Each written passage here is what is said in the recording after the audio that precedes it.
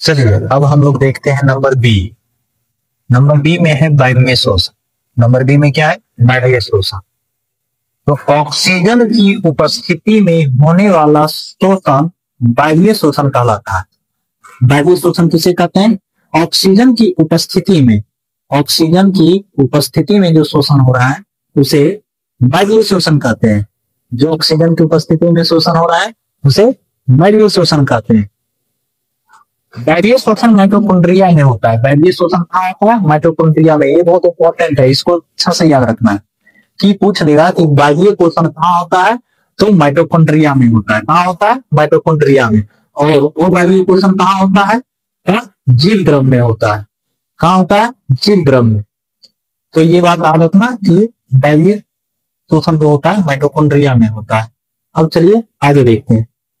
इसमें पाइरुवेट अम्ल पूर्ण अपघटन, मतलब टूटना, अपघटन का मतलब टूटना, टूटना अपघटन होकर कार्बन डाइऑक्साइड, कार्बन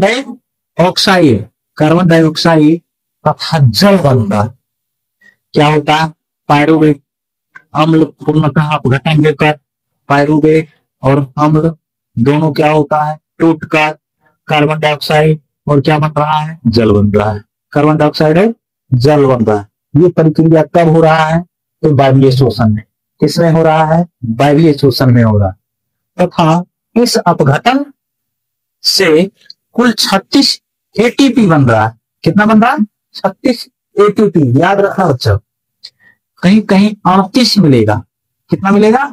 38 एटीपी।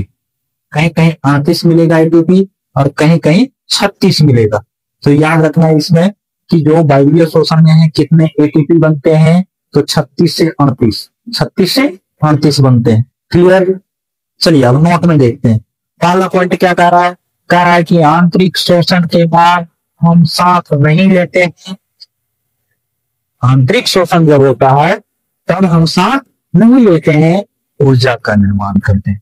सांस नहीं लेते हैं, क्या करते हैं? ऊर्जा का निर्माण। क्या करते हैं?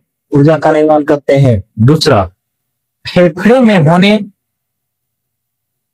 शोषण को बाह्य शोषण कहते हैं। फेफड़ा में जो शोषण होता है उसे बाह्य शोषण का। फेफड़ा को भी ऑक्सीजन अंदर आता है, कार्बन डाइऑक्साइड बाहर जाता है, तो बाह्य शोषण कहते हैं। जबकि कोशिका में होने वाले शोषण को आंतरिक शोषण कहते हैं। इसको याद रखना कि फेफड़ा में कौन सा शोषण होता है? बाह्य शोषण होगा। फेफड़ा में बाह्य शोषण, क्योंकि ऑक्सीजन लेते हैं और कार्बन डाइऑक्साइड छोड़ते हैं, तो ये बाह्य शोषण है। क्लियर? और कह रहा है कि जब कोशिका में जो शोषण होगा उसे क्या कहेंगे? आंतरिक शोषण। आंतरिक शोषण को भी ऐसे कोशिका उसके शोषण कहते हैं।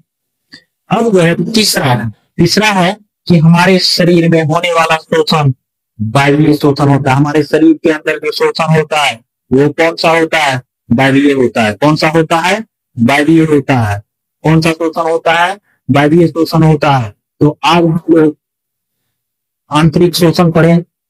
आंतरिक शोषण ऑक्सीजन की उपस्थिति में दो प्रकार के, एक वायवीय शोषण, एक वायवीय शोषण।